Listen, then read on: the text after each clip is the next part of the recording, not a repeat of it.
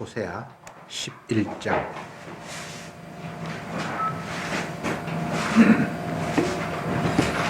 호세아 11장 1절부터 마지막 절까지 교독하겠습니다.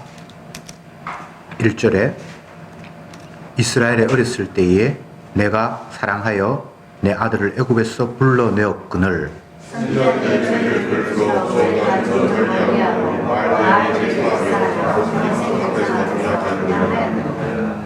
그러나 내가 에브라임에게 걸음을 가르치고 내 팔로 안을지라도 내가 저희를 고치는 줄을 저희가 알지 못하였도다.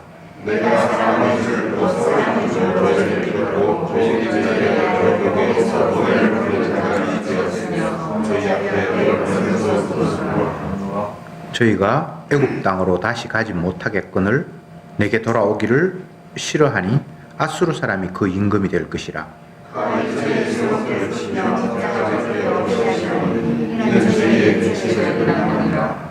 내 백성이 결심하고 내게서 물러가나니 비록 저희를 불러 위에 계신 자에게로 돌아오라 할지라도 일어나는 자가 하나도 없도다.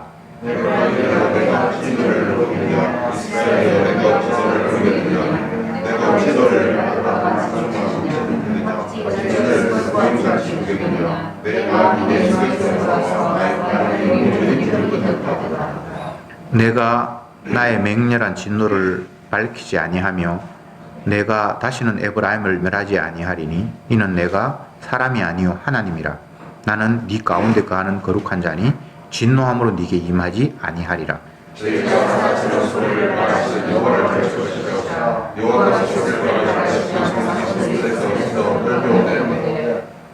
저희가 애굽에서부터 새같이 아술에서부터 비둘기같이 떨며 오리니 내가 저희로 각 집에 머물게 하리라. 나 여호와의 말이니라.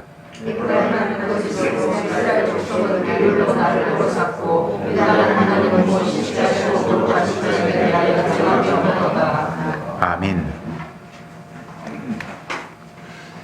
11장의 내용을 보면 자기 백성을 버리지 않겠다라는 식으로 말씀하시는 하나님을 발견하게 됩니다.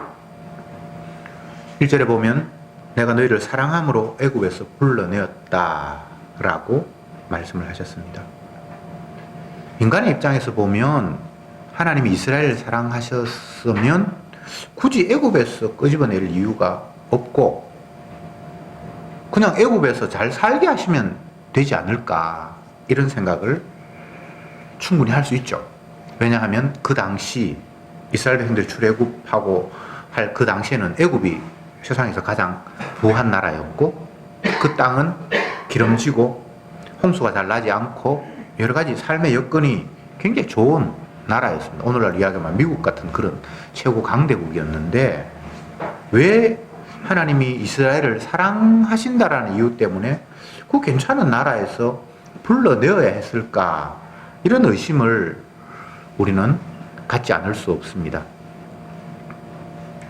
다시 말씀드립니다. 하나님이 이스라엘을 사랑하셨대요. 그래서 애굽에서 그들을 끄집어냈대요. 우리 입장에서는 이해가 안 되는 거잖아요. 좋은 나라, 살기 좋은 나라, 선진국에 살고 있는 사람을 사랑한다라는 이유로 거기서 끄집어내야 될 이유가 없다 이 말이죠. 여기에서 우리가 계속해서 하나님을 내 입장에서 이해하려고 하고 육의 관점에서 바라보고 있는 우리들의 문제성을 확인할 수가 있습니다. 주님은 사랑하셨기 때문에 그 세상으로부터 끄집어내기를 원하셨던 거예요. 이걸 달리 이야기하면 이 세상은 저주의 곳이고 심판의 도성이기 때문에 하나님은 그 심판과 저주로부터 자기 백성을 분리시키는 거예요.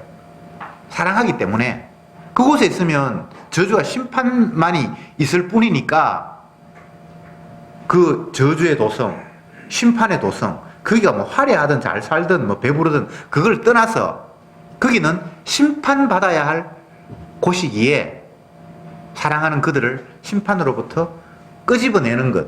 그게 주님의 사랑의 마음이라는 거죠. 근데 우리는 그런 식으로 하나님의 마음을 읽는 것이 아니라 하나님이 우리를 사랑하셨다면 이 세상에서 풍성하게 잘 살게 넉넉하게 배부르게 살면 그걸 우리가 사랑의 하나님을 인정하겠습니다. 내가 지금 배고프고 굶주리고 추운데 나를 사랑하셨다고 하면서 그 굶주림을 해결해 주시지 않으면 제가 어떻게 그 하나님을 사랑의 하나님이라고 인정하겠습니까? 계속 우리는 내 입장에서 하나님을 이해하려고 하는 거예요. 성경 공부 시간에도 말씀을 드렸습니다만 하나님은 언약의 하나님이죠. 그리고 언약하신 바를 시행하시는 하나님이잖아요. 그래서 이스라엘을 택하시고 자기 것이라고 인정하시면서 나는 너희를 사랑해. 그렇기 때문에 이 죄악된 도성으로부터 내가 너희를 끄집어낼 거야 라는 것이 내가 너희를 사랑하여서 애굽에서 불러냈다라는 의미란 말이죠. 근데 이스라엘 백성들은 어떤 생각을 했어요? 당신이 우리를 사랑하신다면 우리를 풍족하게 넉넉하게 행복하게 해 주실 거죠? 이런 식으로 하나님의 사랑을 인식하기 시작을 했어요. 그런데 애굽에서 벗어나고부터 시작된 광야의 삶이 애굽에서의 삶보다 훨씬 더 열악한 환경이었어요. 애굽에서의 불만은 그들이 자유가 없고 노예 생활을 하면서 힘들게 살았다는 것이 불만이지 그 외에는 애굽은 살만한 곳이었어요. 도시고 번성을 했고 부자 나라고 뭐 별로 그렇게 그 애굽을 떠나서 다른 나라로 굳이 가야 할 이유가 별로 없을 만큼 애굽은 모든 것들을 갖추었던 나라예요. 어쨌든 하나님이 사랑하셔서 애굽에서 벗어나게 하셨다라고 하셨으면 최소한 애굽에서의 삶보다는 더 괜찮은 안정된 삶을 주시겠지라는 것이 이스라엘 백성들의 생각이고 우리들의 육신적인 관점에서 이해라 이 말입니다. 그런데 애굽에서 벗어나는 그 순간부터 이제 고생이 완전히 애굽에서 종살이 하던 그 정도의 수준이 아니라 당장 먹을 것도 없고 마실 물도 없고 집도 절도 없고 아무것도 없는 사막 지역으로 하나님이 그들을 내몰았어요. 여러분 같아서는 어떻겠어요? 흔히 하는 말로 멘붕. 완전히 이거는 기대했던 것과는 정반대의 상황이 와버린 거예요. 사랑하셔서 불러낸다고 말씀을 하셨으면 최소한 그 이전보다는 삶의 환경이 좋아야 그게 사랑한다라고 말할 수 있지. 우리가 부모가 되어서 자녀를 사랑한다 그러면 내가 너 있는 곳에서 내가 사랑하기 때문에 끄집어낼 거야. 그런데 끄집어냈는데 더 안 좋은 곳으로 집어넣었다. 그럼 그게 사랑이라고 인정을 할 수 있겠어요? 그쪽에서 삶은 예를 들어서 지금 우리 자녀가 살고 있는 사랑하는 자녀가 살고 있는 그 공간이 햇볕도 잘 안 들어오고 공간이 너무 좁아. 그래서 내가 너를 사랑해서 다른 곳으로 이주시킬 거야. 그렇게 하면 최소한 그 아들의 생각은 햇볕 잘 들어오는 남향이거나 아니면 지금 현재보다는 공간이 더 넓거나 이렇게 돼야지 사랑하셔서 불러냈다라는 말이 인정이 된다는 말입니다. 맞습니까? 이거 다 알아듣는 이야기죠. 그런데 아닌 거예요. 그때부터 이제 하나님에 대한 원망이 부글부글 끓어오르는 거예요.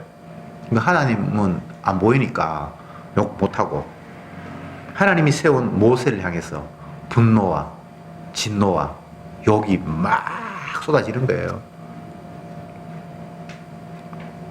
나라에 지도자가 있다는 것은 여러 가지로 유익한데 그 가운데 큰 유익 중에 하나가 욕할 대상이 있다는 거예요. 불편하면 대통령 막 욕하고 돌 던지고 이런 대상이 있어야 되는 거예요. 그러다가 또 기분 나쁘면 고효정 같은 사람 그런 사람 만나면 그게 제주도에 남편 죽이다 하는 사람 있잖아요. 그렇게 쏟아붓는 거예요. 또 아니면 연예인 중에 어떤 누가 이혼했다 하면 그게 막 욕을 하든지. 사람들은 자기의 분노를 표출할 대상이 있어야 돼요. 지가 자기를 욕을 하지는 못하니까. 따지고 보면 자기의 선택인데 안 가면 안 가면 되지. 자기가 좋다고 따라 나와놓고는 지가 원하는 대로 안 된다고 막 욕을 하는 거예요. 내가 대통령을 뽑았는데 대통령이 내 마음대로 안 한다고 또 막 욕을 하고 옥에 가더라 그러고 막 갈아치우자 그러고. 그게 다 죄악된 인간들의 마음이에요. 그런데 주님은 이 인간들의 죄악된 마음을 폭로시키기 위해서 평소에 물이 파도가 없고 잔잔하면 그 밑에 뭐가 들었는지 잘 몰라요. 그런데 막대기로 그 물을 확 휘저어버리면 그 밑에 있는 게 다 올라오잖아요.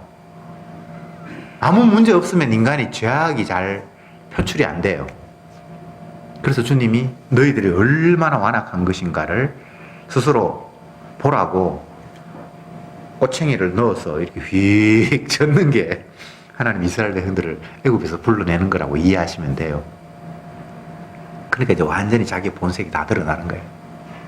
얼마나 하나님을 싫어하고 육신의 평안과 안일만을 꿈꾸고 살아왔던가가 막 다 밝혀져 버리는 거예요.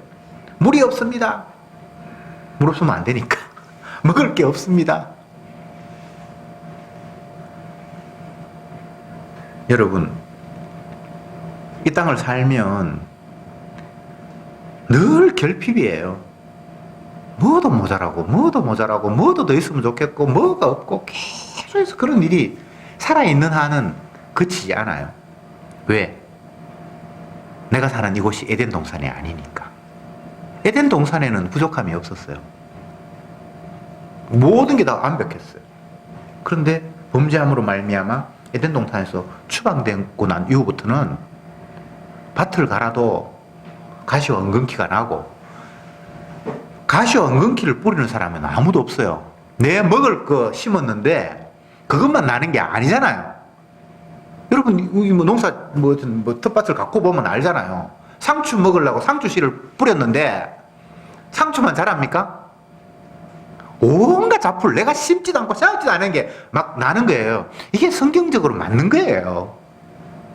내가 직장 생활을 해, 열심히 뭐 충성을 해, 돈 벌려고 해. 근데 그게 내가 이런 것에 대한 대가만 뭐가 오는 게 아니라, 그게 잡다한 것들이 상추 심었는데 엉뚱한 게 튀어나오듯이 세상은 다 그런 구조로 흘러가요. 나는 이런 기술이 있어서 이런 기술을 남들에게 베풀어서 거기서 유익을 주고 뭐 할 거야. 그런데 그런 거 심은 것만 다시 거두면 아무 문제가 없는데, 심지도 않았는데 예상치도 않았는 그런 것들이 가시 엉겅퀴가 막 나오는 거예요. 그래서 직장생활 힘들다는 거예요.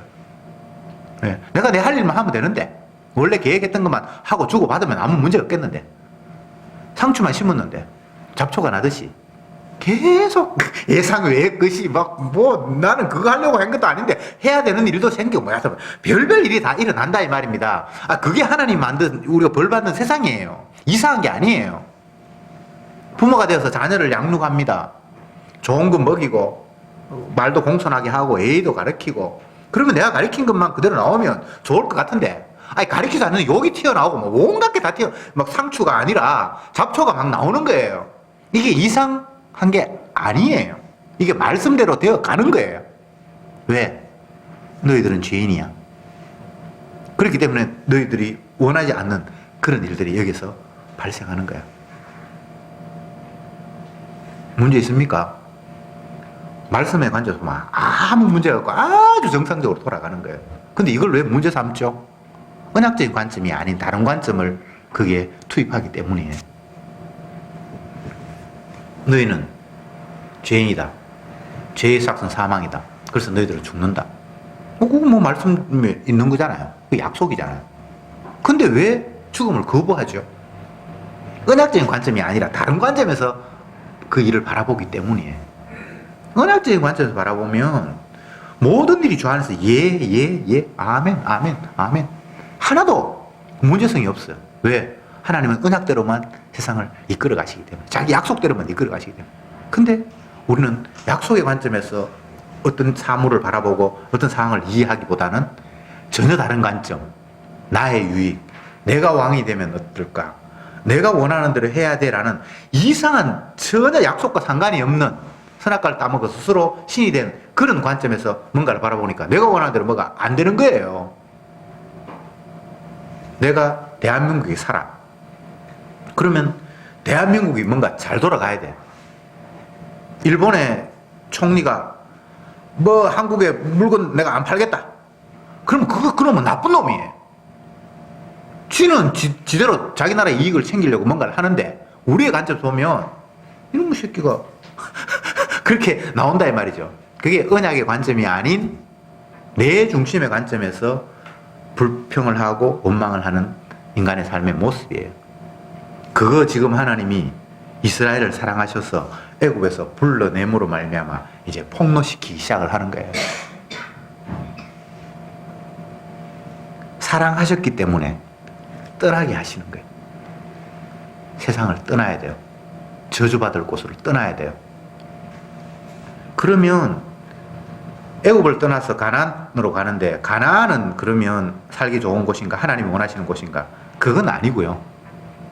떠나야 한다는 걸 형상화시키고 그림으로 보여주는 차원에서 그냥 빼낸 거예요. 가나안도 떠나야 할 곳이에요. 엄밀히 따지면 우리의 살 곳은 이 땅에 없어요.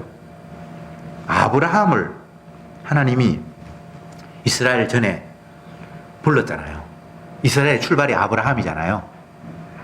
아브라함을 자기가 잘 살고 있는 그 동네에서 떠나라. 갈대아 우르 지역 친척이 있고 형제가 있고 네 삶의 터전이 있고 너를 안전하게 하는 그 요소들로부터 떠나라. 제가 여러 번 이야기합니다만 고대 이 성경에 기록될 구약이 뭐 아브라함 시대 출애굽 이 당시에는 자기가 살고 있는 고향을 떠난다는 것은 이 엄청난 생명의 위협이에요. 오늘날 이사 가는 거하고 달라요. 다른 곳에 가면 인정도 못 받고 자기 것도 아무것도 없고 인간관계도 아무것도 없고 그냥 정말 이거는 생존 자체가 위험한 상황이거든요. 그런데 주님이 아브라함에게 네가 있는 본토 친척 고향 아비 집을 떠나 알지 못하는 곳으로 가라.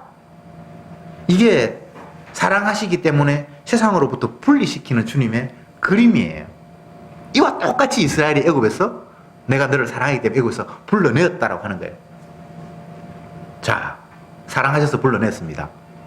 인간적인 관점이 아닙니다. 더 살기 좋은 곳으로 이끌겠다는 그런 관점이 아닙니다. 아, 내가 살아야 할 곳은 이 죄악된 세상이 아니구나.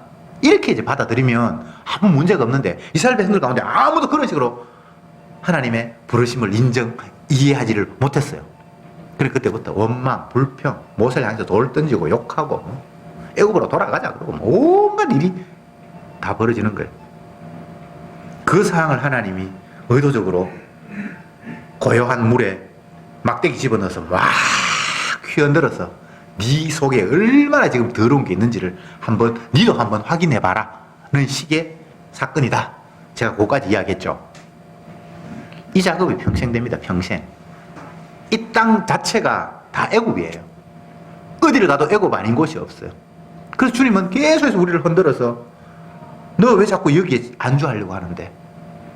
저주받을 곳에 왜 여기서 네가 평안을 누리면서 계속 저주와 더불어 어울려서 이곳에서 떡 하나 더 받고 이 세상에 인정받아서 어디를 가도 인정받고 훌륭한 기술을 가져서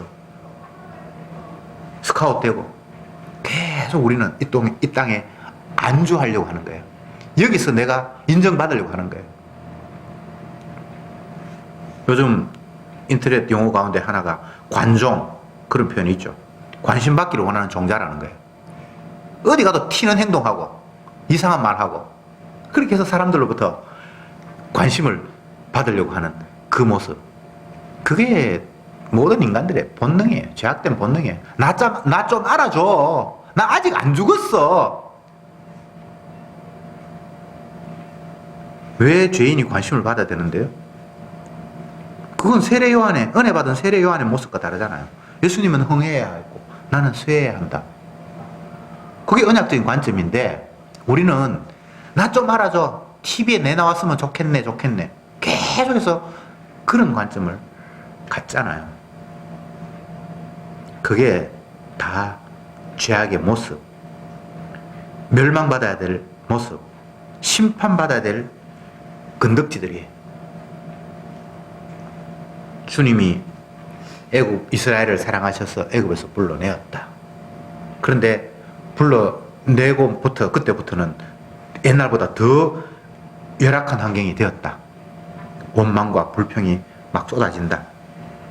이게 다 주님이 의도하시는 겁니다.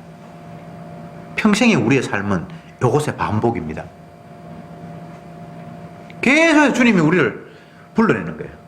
너 이 땅의 삶은 아니야. 여기는 내가 진노해서 다 쓸어버릴 공간이야. 그래서 너희는 이 땅에서 정착하며 살 생각하지 마라 라는 식으로 계속해서 우리를 흔들고 계시는 것. 그래서 평생 우리는 출애굽이에요. 출애굽. 떠나야 돼. 아브라함이 그러했잖아요. 주님이 원하는 곳으로 갔어요. 가나안 땅까지 갔어요. 그랬는데 그곳에 이제 정착하려고 우물도 파고 뭐 하면 또 그 동네 사람들이 와가지고 못 살게 굴어서 또 옮겨가고. 그래서 그들을 나그네다, 행인이다, 이방인이다 이렇게 말씀을 하셨죠. 성도는 여기가 내 땅이 아니기 때문에 이 세상에서는 평생 이방인이에요. 평생 나그네예요. 내가 여기서 정착하려고 하는 생각 그 자체가 주님이 기뻐하는 생각이 아니에요. 나의 본향은 저 곳에 있네 라고 하면서 늘 주님이 부를 그날을 그냥 기다리면서 나그네의 생활을, 출애굽의 삶을 날마다 사는 거예요. 이게 주님이 자기 백성을 인도하시는 방법이에요. 사랑했기 때문에. 뭐 불만 있습니까? 그냥 이 세상이 내 세상이어서 여기서 딱 정착하면서 살았으면 좋겠습니까? 그리고 함께 세상과 멸망되면 좋겠습니까? 오늘 본문에서 주님께서 말씀하시기를 8절에 에브라임이여, 여기 이스라엘입니다. 내가 어찌 너를 놓겠느냐? 이스라엘이여, 내가 어찌 너를 버리겠느냐? 그러니까 주님이 자기 백성을 버릴 수 없어서 자꾸 끄집어내는 거예요. 자꾸 흔드는 거예요. 여기 정착하면 안 돼. 여기는 멸망할 곳이야. 너희 본향은 따로 있어. 내가 따로 마련했어. 그래서 계속해서 나그네와 행인의 삶을 살게 하시는 거예요. 버리지 않는 결과입니다. 외면하지 않는 결과입니다. 그리고 뭐라고 말씀하십니까? 어찌 너를 아드마같이 놓겠느냐? 어찌 너를 스보임같이 두겠느냐? 이렇게 말씀하셨죠. 이게 아드마, 스보임이라는 이 지역은 소돔과 고모라가 멸망할 때에 같이 멸망한 동네입니다. 룻을 하나님이 사랑하시기 때문에 그 소돔과 고모라가 유황불로 심판받을 때 룻이 롯입니까? 네. 죄송합니다. 롯이 하나님의 사랑받은 사람이기 때문에 그가 멸망할 소돔과 고모라가 그냥 거기에 머물러 있으면 안 되잖아요. 그래서 천사를 보내서 강제로 그를 끄집어내잖아요. 그리고 끄집어내고 난 이후에 멸망한 것이 소돔과 고모라고 그와 함께 아드마, 스보임. 그곳에 둘 수가 없잖아요. 이게 주님의 사랑의 모습이라는 거예요. 계속해서 떠나야 될 상황. 이 땅에 안주하려고 하면 또 그게 아니야. 너 이곳에 있으면 안 돼라고 계속해서 집어 흔드는 거예요. 버려두지 않기 때문에. 근데 우리는 이렇게 이해하지 않잖아요. 아이고 주님 좀 이제 안정해서 살겠습니다. 그냥 좀 내버려 두세요. 여기서 좀 더 풍성하게 됐으면 좋겠습니다라는 게 우리의 마음이잖아요. 근데 이곳은 멸망해야 될 소돔과 고모라인데 그래서 주님은 그곳에 정착하는 걸 허락하지 않아요. 계속 불러내는 거예요. 그게 출애굽입니다. 출애굽. 애굽에서 한번 벗어났다고 해서 그 출애굽이 끝나는 게 아니에요. 계속 세상은 어디 가도 다 애굽이에요. 거기서부터 벗어나야 된다. 떠나야 된다. 너희는 세상에 속한 것이 아니라 세상에서 나의 택함을 입은 거로 세상이 너희를 미워한다. 고난받는다.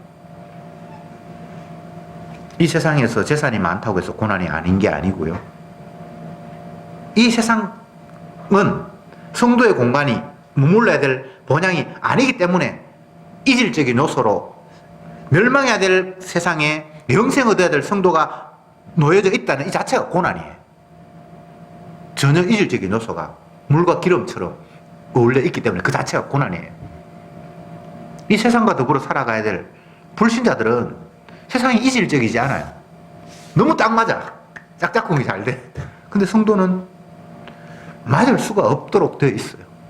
내 집이 아닌데 어떻게 편합니까?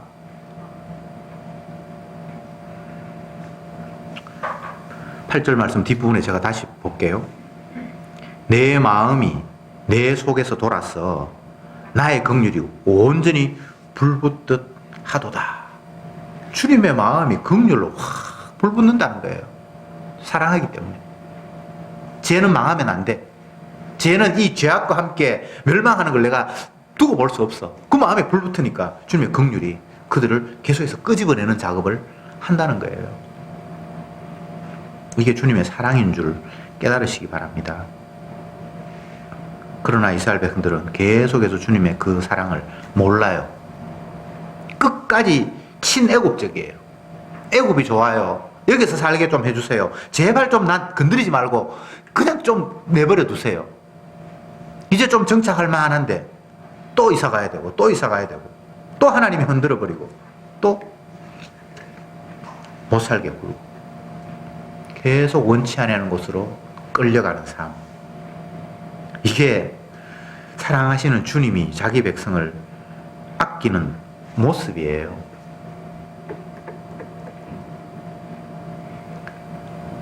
그러나 우리가 바라기는 이 땅에서도 편안하게 정착하게만 잘 살다가 마지막 죽는 순간 주님 품으로 이사를 탁 가는 게 그게 우리가 꿈꾸는 거예요.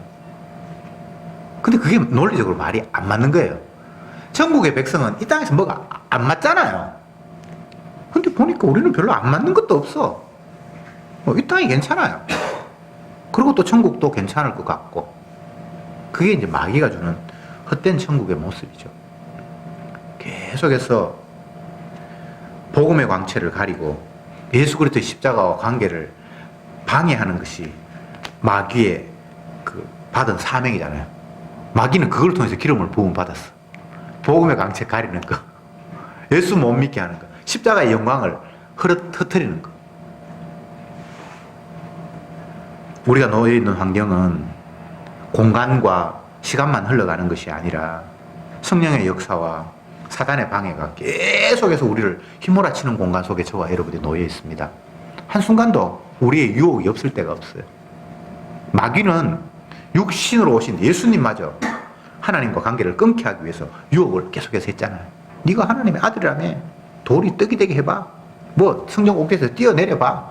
온갖 유혹들을 계속 하잖아요. 왜 성경에 그런 내용들을 기록하고 있습니까? 하나님의 아들마저도 유혹하는 마귀가 너희들을 유혹하지 않을 소냐? 이런 환경이 너희들이 놓여있는 공간이야. 정신 차려야 돼. 라고 주님이 우리에게 말씀하시는 거예요. 어느 한순간도 마귀가 우리를 십자가로부터 멀어지게끔 공작을 펴지 않은 순간이 단 한순간도 없습니다. 그래서 우리는 날마다 다시 한번 주님의 계시의 말씀을 보면서 내가 어떤 존재이며 세상이 어떻게 지금 흘러가고 있는지를 늘 깨달아야 돼요. 그냥 아무 생각 없으면 그냥 마귀에게 푹 절어서 이 땅이 여기가 좋사오니 하면서 그냥 발붙이고 살려고 하는 그 마음이 그냥 문어발처럼 다리가 쭉 뻗쳐서 그냥 그렇게 안주하는 거예요. 그러면 주님은 사랑하는 자기 백성을 멸망할 곳에 둘 수가 없어서 또 흔드는 거예요. 저와 여러분들 이 삶 속에 놓여 있습니다. 그런데 여러분, 우리가 힘든 것은 어쩔 수 없어요.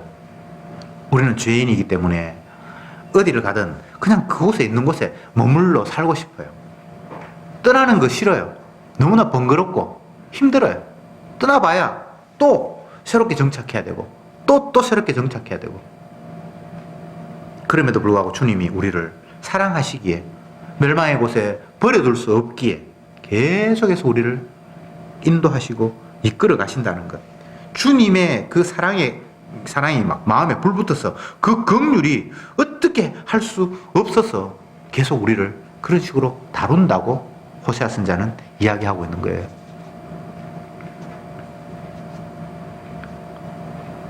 이스라엘 백성들은 하나님의 이 마음을 모르고 그냥 편안하게 살았으면 좋겠다. 애굽에서 나온 것까지는 좋은데 가나안 안에서 왜 또 다른 나라로 또 가야 되는데 누구나 다 그런 생각을 했어요. 그 하나님의 작전은 그들을 이 땅에, 세상에 정착하면 안 된다고. 너희는 이 세상 사람이 아니라 너희가 갈 본향이 따로 있다라는 사실을 가르쳐주는 주님의 사랑이었습니다.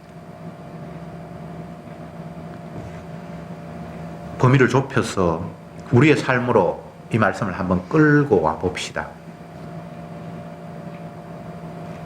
대한민국이라는 곳에 머물러 살고 어떤 직장에서 계속해서 출근하면서 살고 또 아내, 남편, 자녀, 뭐 아니면 또 부모, 가족, 뭐 어떤 내 주위에 형성되어 있는 그런 그 사람들과의 관계성 속에서 삐걱거리고 다투고 그런 걸 원하는 사람은 아무도 없어요.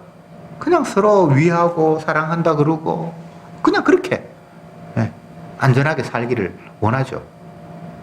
그런데 주님이 그냥 버려두질 않아요. 왜? 버려두면 이 멸망할 세상과 함께 같이 쓰레기 더미로 넘어가 버리기 때문에. 롯을 소돔과 고모라 성에 살았는데 그냥 그곳에 버려두지 않아요. 유황불이 곧 떨어지기 때문에. 그래서 강제로 그를 끌고 원치 않은 곳을 띠띠고 그를 끌고 가는 것이. 그게 주님의 자기 백성의 이끄심, 인도하심의 모습이에요. 이 흔듦, 주님의 강권하심, 탈출시키는 그 작업이 없으면 그는 정말 저주받은 인생이에요. 교회 말씀에 관심이 없고 지 마음대로 사는데 사업도 잘 되고 하는 일도 잘 되고 아무 문제가 없어. 계속 성성장구해. 아이고 부러워라. 아이고 부러워라. 그게 부러운 게 아니고 하나님의 택한 백성이 아닐 확률이 거의 99%예요. 물론 나중에 또 바꾸시겠지만 그거 부러워할 일이 아니에요. 아이고 저 사람 또 주님께서 흔드시네. 그게 주님의 출애굽의 작전이에요. 그래서 그를 향해서 박수를 보내세요. 힘들지. 그렇지만 주님의 사랑이 너를 지금도 강권하고 있구나.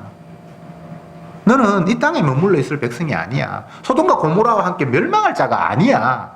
그렇기 때문에 급하게 소돔을 벗어나야 하고 고모라를 떠나야 하는 모습으로 주님이 너를 강권하고 계시는구나. 그보다 더 큰 사랑이 어디 있습니까? 목자가 양을 인도하는데 양이 오늘은 걷기 싫어요. 그래서 그냥 아무데나 풀썩 주저앉아서 퍼질지라도 목자는 그 양의 자유를 만끽하도록 내버려 두지 않습니다. 야 이놈아, 여기는 네가 살 곳이 아니야 하면서 지팡이 막대기로 그 양을 확 때린다 이 말이죠. 그러면 아파서라도 벌떡 일어나죠. 그러면서 힘들지만 가기 싫지만 또 목자가 인도하는 대로 가는 것. 오늘 저희들이 보는 11장 말씀이, 호세아 11장 말씀이 그런 걸 지금 말하고 있어요. 역사적으로 보면 호세아가 활동할 때에는 이스라엘이 바벨론에게 집어삼킬 그런 상황에서 잡혀간다, 끌려간다, 이제 이 나라는 없어진다, 그런 이야기 들을 때 얼마나 실망스럽고 화가 나겠습니까? 주님이 애굽에서 불러낼 때는 언제고 이 땅은 젖과 꿀이 흐른다고 말씀하실 때는 언젠데 또 여기서 우리가 남의 나라로 쫓겨가야 되고 원망과 분노가 일겠죠. 차라리 이렇게 고생시킬 것 같으면 애굽에서 그냥 종살이 하도록 내버려 두지. 젖과 꿀이 흐르는 곳으로 사랑하기 때문에 끄집어냈다 간다고 해놓고 그거 갔는데 또 그곳에서 또 다른 곳으로 옮겨가야 된다는 것이 얼마나 이 화가 치미는 일이냔 말이죠. 그런데 내용을 보니까 그게 주님의 사랑이래. 여러분, 성도는 세상에서 어떤 환경에 처해도 그게 원망할 일이 되는 건 아무것도 없어요. 반대로 그게 주님이 자기 백성을 사랑하셔서 애굽으로부터 불러내는 작업이다라는 사실을 오늘 본문은 우리에게 말씀하고 있어요. 내가 너를 사랑하기 때문에 그곳에 버려둘 수 없다는 거예요. 내 막 사랑이 막 긍휼이 불릴 듯 막 일어나서 내가 너를 그냥 둘 수가 없다고 말씀하신 거예요. 이럴진데 우리가 뭘 주님 앞에 원망할 게 있습니까? 모든 게 다 주님의 긍휼, 사랑, 은혜 이거 외에는 없어요. 그런데 사랑을 사랑으로 느끼지 못하고 은혜를 은혜대로 바라보지 못하고 계속 불평, 원망, 짜증 주님의 인도와는 반대되는 것을 마음속으로 꿈꾸고 소망하고 기도하고 염원하고 있고 이거 마귀의 장난에 지금 놀아나고 있는 중이에요.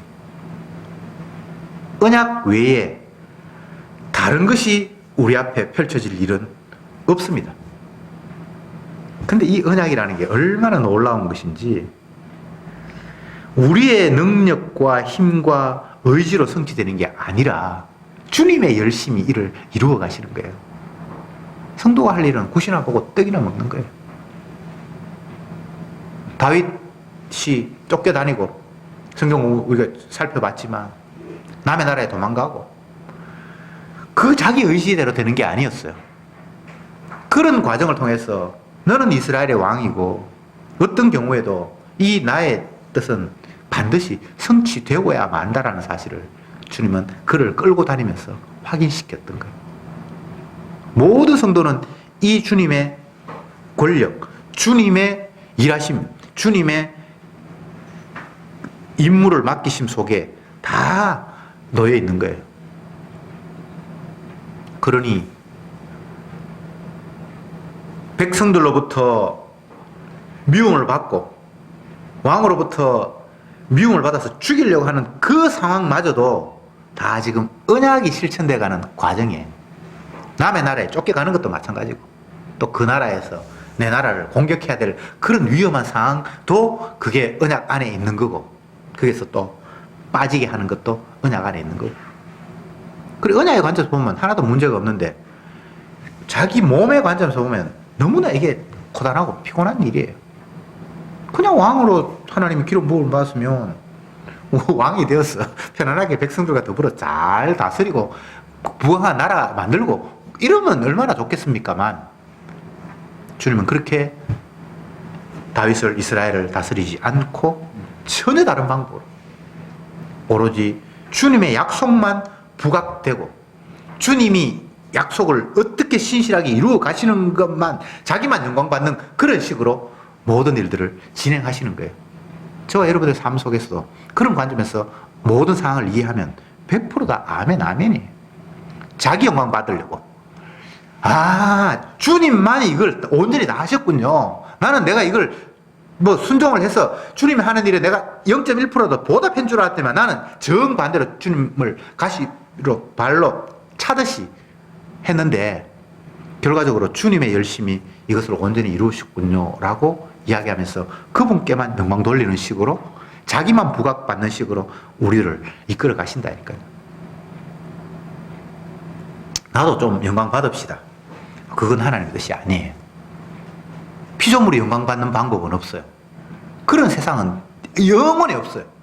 천국에 가서도 피조물이 영광 받는 건 없어요. 오로지 어린 양의 보좌만 찬양되는 그런 곳이에요. 이제 언약 아닌 것 하나하나 핀셋으로 찝어내는 그런 삶을 평생을 이제 살아야 돼요. 날마다 언약 아닌 것이 들어와서 내가 뿌리지 않은 상추를 뿌렸는데 상추가 아닌 잡초가 나오듯이 늘 우리에게는 그런 일이 벌어져요. 그게 세상이에요. 그게 하나님께서 만들어 놓은 세상이에요. 그러면 우리는 상추가 아닌 것을 구분해야 되겠죠. 이거는 언약이 아닌데 또 내게 자라나는구나. 하나하나 제거하는, 제거하면 또 나오겠지만, 그 평생 그게 우리가 살아가는 삶의 모습이에요. 편안한 삶, 안락한 삶, 여기가 좋사오니, 그런 거는 하나님의 약속이 아니에요. 그런 거 꿈꾸지 마세요. 없는 거 자꾸 꿈꾸면 바보잖아요. 그래도 마음이라도 헛꿈이라도 꾸야 살지. 아니, 헛꿈 꾸면서 사는 게 아니고, 약속이 크게 다가오면 다 감사한 일이에요. 주님이 긍휼로 사랑하셨기 때문에 그들을 그냥 내버려 두지 않았고 계속 밀어댄다고 하니까 그 흔들림이 주님의 사랑이라고 확인이 되면 그게 감사한 일이죠. 감사라고 이런 말을 하는 건 아니고 원리가 그렇다는 거예요. 마지막으로 주님은 자기의 사랑이 얼마나 대단한 것인가를 보여주기 위해서 아들을 희생시킴으로 말미암아 자기의 사랑을 극대화시키잖아요. 그러면 하나님을 영화롭게 하는 방법은 그 아들의 희생을 기뻐하는 거예요. 그것 외에 다른 게 없어요. 예수님의 십자가의 보혈의 피가 우리에게 크게 다가오면 그게 하나님께 영광 돌리는 방법이에요. 다른 거 없습니다. 교회가 부흥해서 사람이 많이 모이고 이 예배당이 막 거대한 빌딩을 짓고 그렇게 해서 하나님 영광 받는 거는 약속이 아니에요. 그 마귀가 심어주는 거예요. 네가 잘 돼야 돼. 네가 잘 돼야 돼. 사람들도 칭찬받아야 돼. 그래야 너를 지키신 하나님마저 영광 받지. 그건 언약이 아니에요. 잘 되는 것도 없고 잘 된다고 영광 받는 것도 아니고 주님의 영광은 아들의 그 아들을 마저 희생시키면서 내가 이렇게 너를 사랑했다라는 그 사랑, 우리가 그거 주님 앞에 인정해 드리면 되는 겁니다. 기도합시다.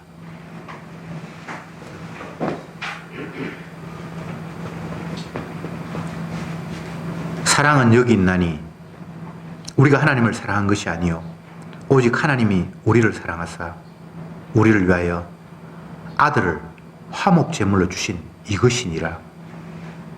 주여, 약속에만 마음이 빼앗기게 하옵소서. 약속 아닌 것에 흔들리는 어리석은 저들을 주여 불쌍히 여겨 주옵소서. 날마다 주님이 무엇을 약속했는지를 깨달으면서 온전히 그것을 향해 달려가는 저들이 되게 주여 이끌어 주옵소서. 예수님의 이름으로 기도드립니다. 아멘.